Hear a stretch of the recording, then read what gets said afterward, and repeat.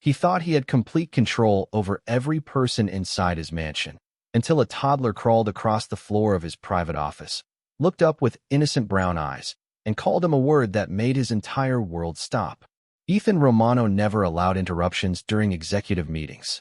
At 38 years old, the Korean-American businessman was known for discipline, precision, and a level of self-control that made even seasoned executives choose their words carefully around him. His office occupied the top floor of Romano Tower, a 40-story building overlooking downtown Chicago. Floor-to-ceiling windows framed the city skyline, while sunlight reflected off polished marble floors and dark walnut walls. Everything in the room projected authority. Everything except the unexpected visitor currently making his way across the carpet. The meeting had been running for nearly an hour. 5 senior managers sat around the conference table discussing expansion plans while Ethan listened in silence, occasionally making notes on a leather folder in front of him.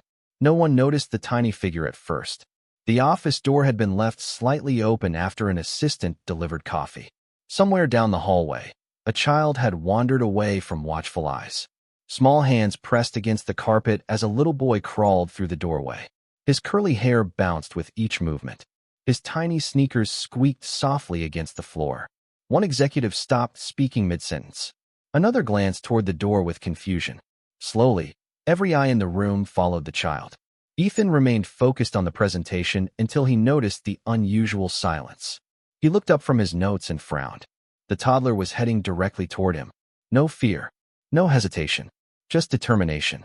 The little boy crossed 20 feet of open floor before stopping beside Ethan's chair. For a moment, the child simply stared. His round face lit up. His eyes widened with recognition. Then he smiled. It was the kind of smile children reserve for someone they trust completely, someone they believe belongs to them. Ethan felt a strange tension settle over the room. The boy lifted both arms. His voice was soft but perfectly clear in the silence. "Papa." Nobody moved. Nobody breathed. The words seemed to hang in the air. Ethan Romano froze. The executives exchanged bewildered looks. One woman nearly dropped her pen. Another man shifted uncomfortably in his chair, unsure whether to react or pretend nothing had happened. The child smiled again. "Papa," he repeated, even more confidently this time. Ethan stared down at him. He had never seen this boy before. He was certain of it. Yet the child looked completely convinced, completely certain, as though he had finally found the person he had been searching for. The toddler reached forward and wrapped both tiny hands around Ethan's pant leg. The gesture was simple, natural, familiar. Ethan's heartbeat slowed into an uneasy rhythm. For reasons he couldn't explain, he felt something he hadn't experienced in years. Not anger, not annoyance, something far more unsettling. Confusion. Then, from somewhere beyond the office door, a woman's terrified voice echoed through the hallway. "Noah." Footsteps followed. Fast. Desperate. And in that instant, before anyone entered the room, Ethan Romano realized that whatever was happening here was about to change far more than a single afternoon meeting. The sound of hurried footsteps grew louder with every second. Then a young woman appeared in the doorway, her chest rising and falling as she struggled to catch her breath. The moment she saw the little boy standing beside Ethan Romano's chair, the color drained from her face. Vanessa Carter froze. For one terrible second, she could not move. She could not speak. She could only stare at the scene unfolding before her. Noah looked over his shoulder and immediately brightened. "Mama," he exclaimed happily. His tiny hand remained wrapped around Ethan's pant leg. The contrast between mother and son could not have been more striking. Noah looked completely relaxed. Vanessa looked absolutely terrified. The executives around the conference table exchanged uneasy glances. Nobody knew who this woman was. Nobody understood why she seemed so frightened. Ethan slowly stood from his chair. At 6 feet 2 inches tall, he towered above the room. His dark suit remained perfectly pressed. His expression remained controlled. Yet his eyes never left Vanessa's face. She lowered her gaze immediately. "I am so sorry, sir," she said quickly. "I am so sorry. He slipped away while I was working downstairs. I only looked away for a minute."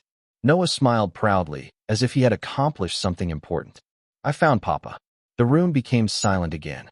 Vanessa's eyes widened in horror. She rushed forward and gently scooped Noah into her arms. "No, sweetheart," she whispered. Do not say that. Noah frowned. But Papa is here. Vanessa looked as though she wanted the floor to open beneath her feet.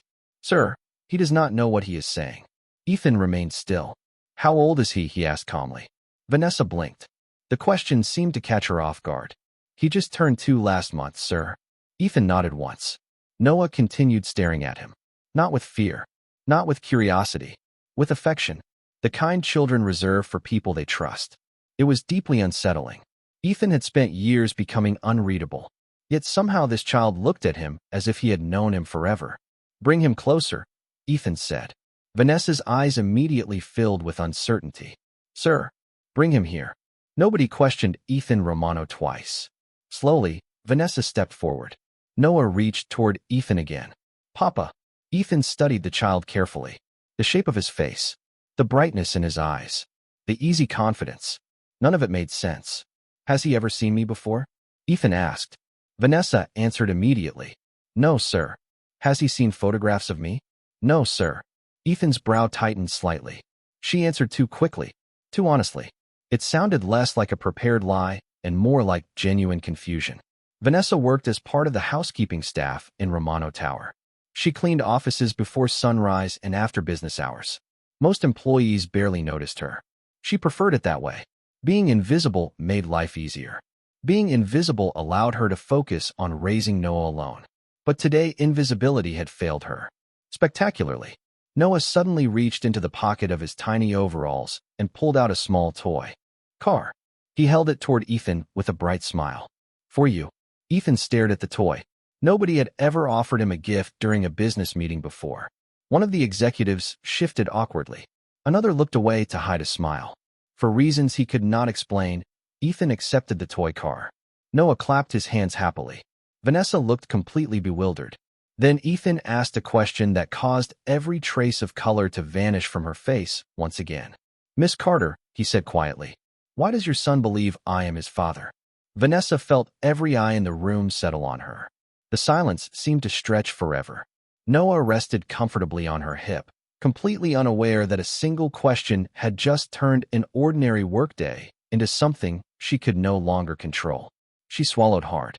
I do not know, sir, she answered honestly. I wish I did. Ethan studied her face. Over the years, he had become exceptionally good at recognizing deception. He negotiated contracts worth millions of dollars. He evaluated people for a living. Yet the fear in Vanessa's eyes did not look rehearsed. It looked real. You expect me to believe that? One of the executives finally asked. Vanessa looked toward the conference table. I am telling the truth. Noah suddenly pointed toward Ethan again. Papa has the shiny building. Several people exchanged surprised glances. Ethan's expression tightened slightly. Romano Tower was one of the most recognizable buildings in Chicago, but Noah was only 2 years old. The child should not even know what ownership meant. Who told you that? Ethan asked gently. Noah tilted his head. Grandma. Vanessa immediately froze. Ethan noticed. Your grandmother? He asked Noah. The little boy nodded. Grandma says Papa helps people. Vanessa closed her eyes for a brief moment. The reaction was subtle, but Ethan caught it. Something about that answer had shaken her. Miss Carter, he said quietly. Who is he talking about? Vanessa hesitated. The room seemed to shrink around her. Finally, she took a slow breath. My foster mother. Ethan leaned back slightly. Explain. Vanessa lowered her gaze. When I was pregnant, I had nowhere to go. No family. No savings. No support. A woman named Eleanor took me in. She gave me a room, helped me prepare for Noah, and stayed with us until she passed away last year. Ethan listened without interrupting. Did Eleanor know me? He asked. Vanessa shook her head. Not personally. Then why would she tell Noah about me? I do not know. But even as she answered, uncertainty crossed her face. Ethan noticed that too. There was something she was trying to remember. Something just beyond reach. Noah suddenly reached for the toy car Ethan still held in his hand. Ethan handed it back. The toddler smiled brightly and then did something unexpected. He placed one tiny hand against Ethan's cheek. The room went completely still.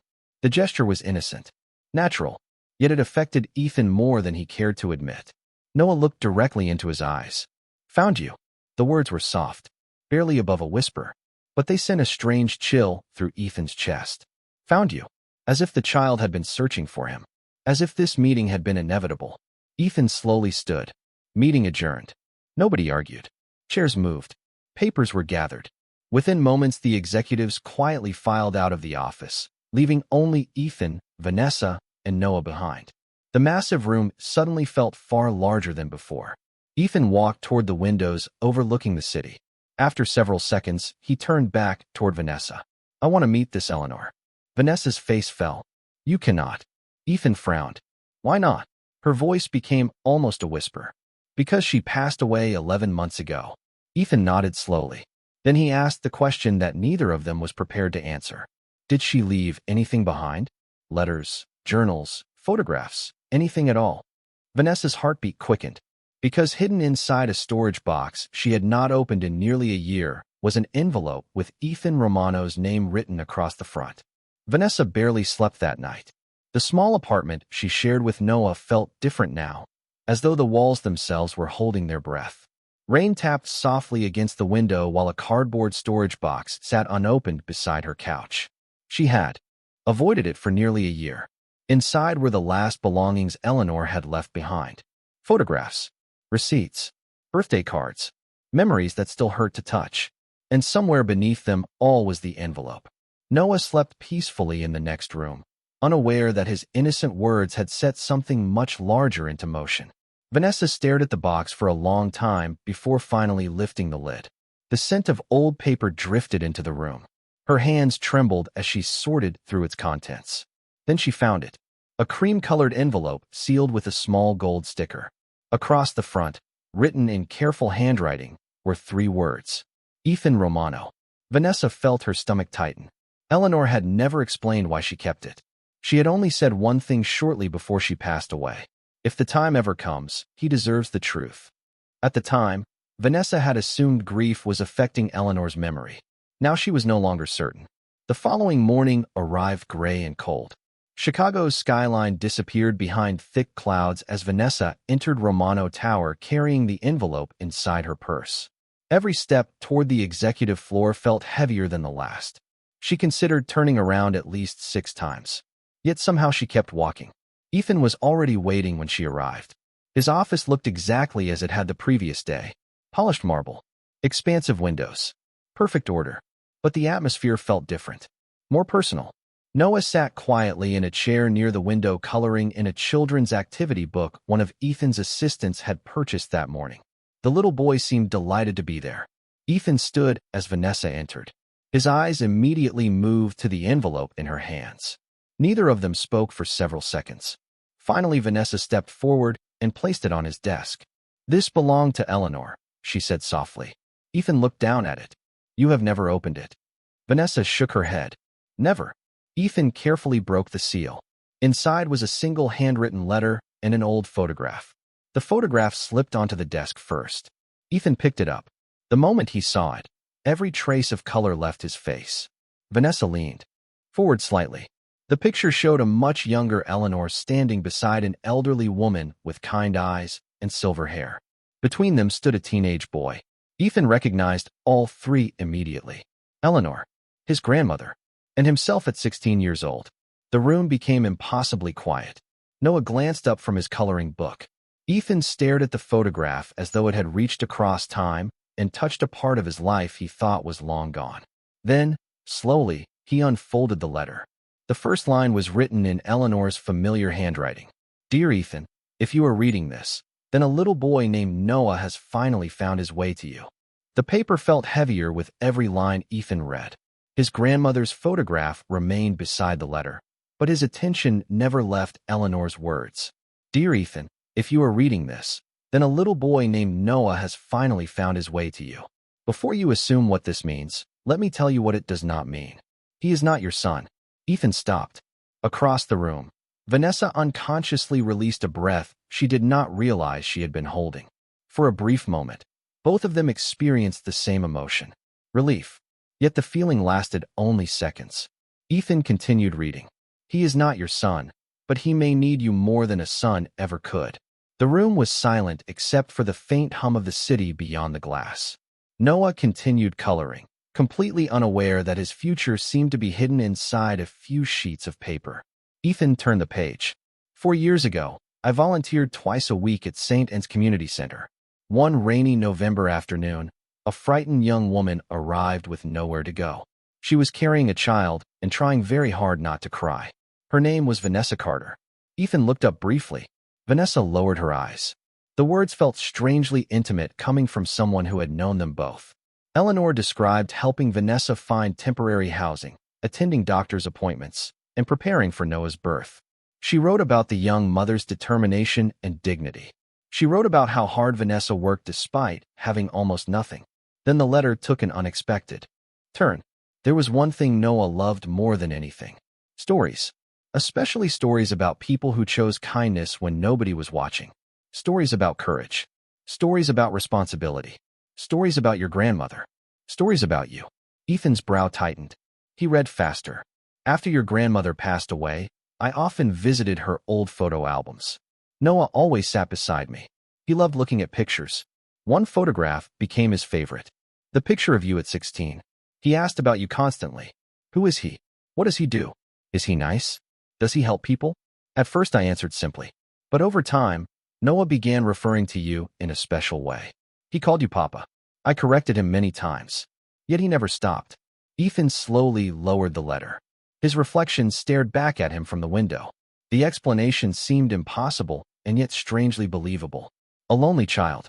A photograph. Countless stories. Years of admiration. Noah had built an image of Ethan long before meeting him. That is impossible, Vanessa whispered. Eleanor never told me any of this. Ethan lifted the final page. There was one paragraph left. If fate ever brings Noah to you, please remember this. Children do not choose who they trust. They simply know. And if he calls you Papa, do not ask whether you deserve it. Ask why he needed someone to call by that name in the first place. Ethan finished reading. The room felt different now. Softer somehow. Then Noah suddenly looked up from his coloring book and smiled. Papa, look. He proudly held up a crayon drawing. 3 stick figures stood beneath a bright yellow sun. One was clearly Noah. One was Vanessa. The third figure stood between them, wearing a dark suit and an oversized smile. For the rest of the day, Ethan could not stop thinking about the drawing. It sat on the corner of his desk long after Vanessa and Noah had returned to their apartment. Contracts worth millions waited for his signature. Important calls filled his schedule. Yet every time he looked down, he saw the 3 stick figures beneath the bright yellow sun. Somehow, a child he had never met had already made room for him inside his world. By 7 o'clock that evening, the lights of Chicago shimmered beyond the windows of Romano Tower. Most employees had gone home. Ethan remained alone in his office with Eleanor's letter spread open before him. His eyes returned again and again to the final sentence. Ask why he needed someone to call by that name in the first place. The words lingered in his mind. Finally, he reached for his phone. Find everything you can about Eleanor Whitmore, he instructed his assistant. And pull the archived records from St. Anne's Community Center. The request surprised her. Ethan rarely investigated people connected to his personal life. Yet by the next morning, a thick folder rested on his desk. He opened it slowly. Most of the information confirmed what he already knew. Eleanor had volunteered at shelters, community centers, and youth programs for years. Hundreds of people knew her. Hundreds of lives had been touched by her kindness. Then Ethan found something unexpected. Tucked between volunteer records was a photograph taken 3 years earlier during a holiday event at St. Anne's. Children sat around Eleanor while she read from a picture book. Ethan immediately recognized one small face near her chair. Noah. The little boy could not have been more than 6 months old. He was smiling up at Eleanor with complete trust. Ethan continued searching. Another photograph appeared. Then another. In almost every image, Noah was there. Sometimes asleep in a stroller. Sometimes playing on the floor. Sometimes sitting in Eleanor's lap while she pointed to old family photographs. Ethan's attention sharpened. One image showed the exact picture from the envelope. The photograph of 16-year-old Ethan standing beside his grandmother. Noah's tiny hand rested on the corner of the frame. Ethan leaned back slowly. The pieces were beginning to fit together. Across town, Vanessa was having a difficult morning of her own.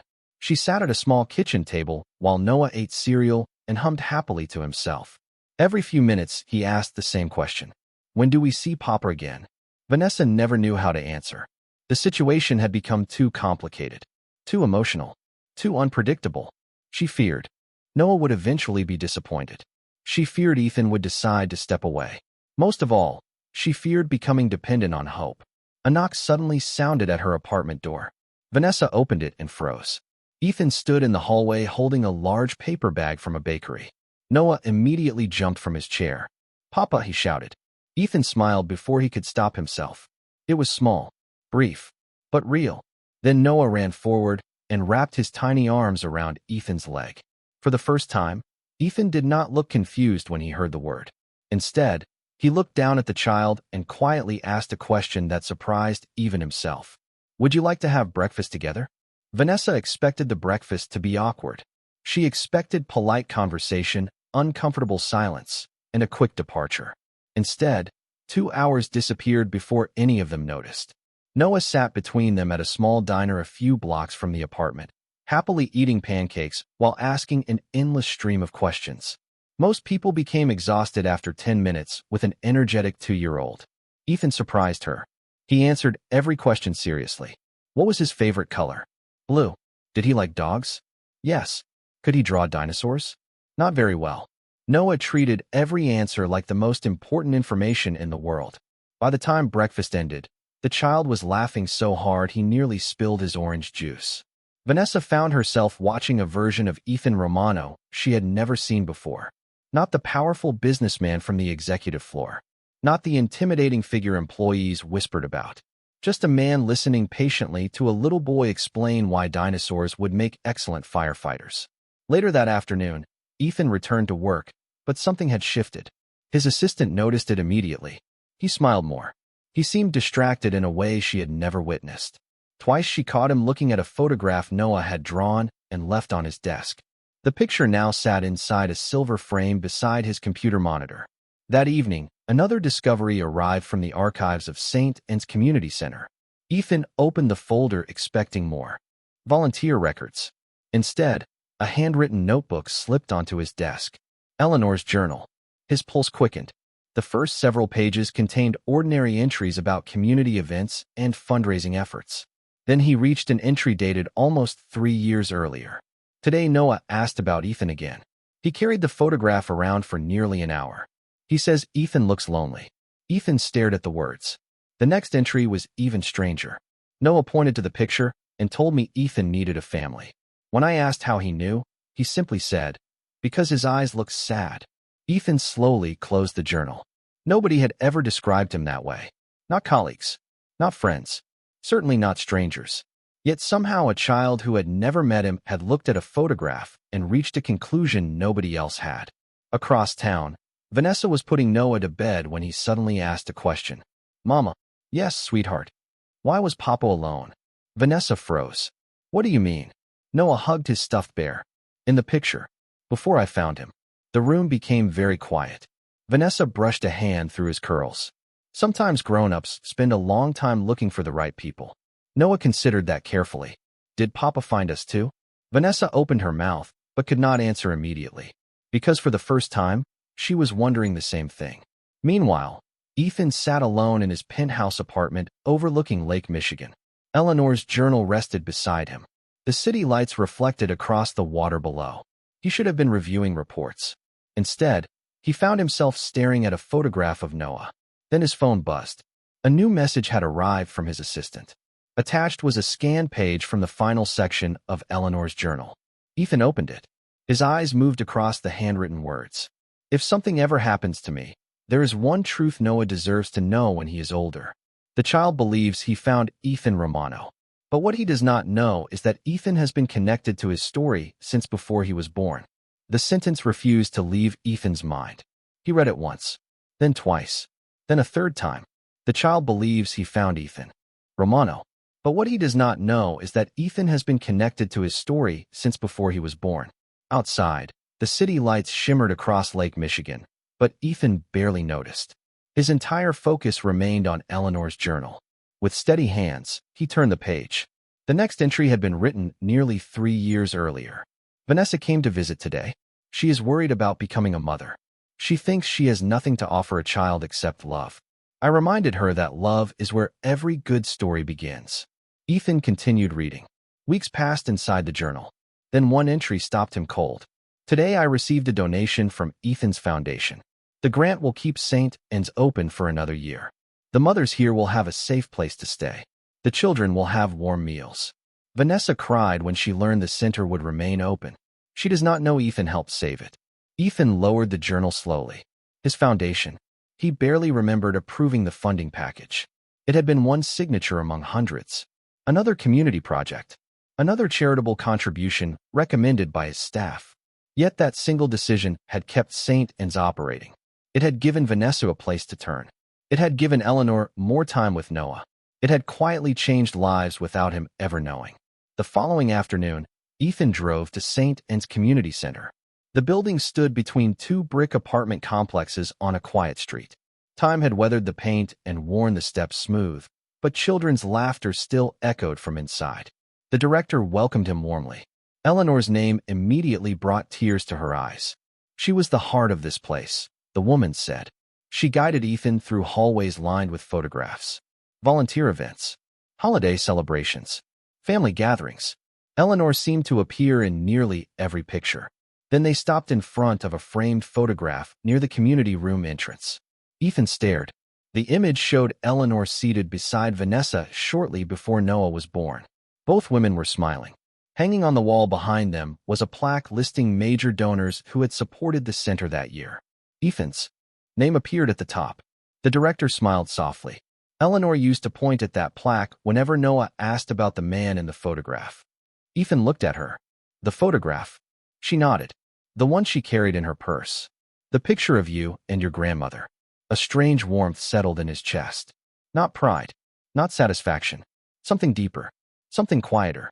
For years he had believed influence came from power, wealth, and success. Yet standing in that small community center, he realized the most important thing he had ever done was something he had completely forgotten. He had helped people he never met. And one of those people had become a little boy who believed Ethan belonged in his life. That evening, Ethan arrived at Vanessa's apartment carrying a small photo album he had found among Eleanor's belongings. Noah climbed onto the couch beside him immediately. Together, they turned the pages. Picture after picture revealed moments from years before. Eleanor smiling. Community events. Holiday decorations. Then Noah pointed excitedly at a photograph. There is Papa. Ethan followed his finger. The image showed the donor plaque hanging on the wall behind Eleanor. His name sat clearly at the top. Suddenly everything made sense. Noah had grown up hearing stories, seeing photographs, looking at a name connected to every place where he felt safe. To Noah, Ethan had never been a stranger. He had been part of the story all along. The weeks that followed brought a quiet change none of them had expected. Ethan did not make dramatic promises. He did not try to replace anyone. Instead, he simply showed up. He showed up for Saturday breakfasts. He showed up for story time at the library. He showed up when Noah wanted someone to watch him build towers from colorful blocks on the living room floor.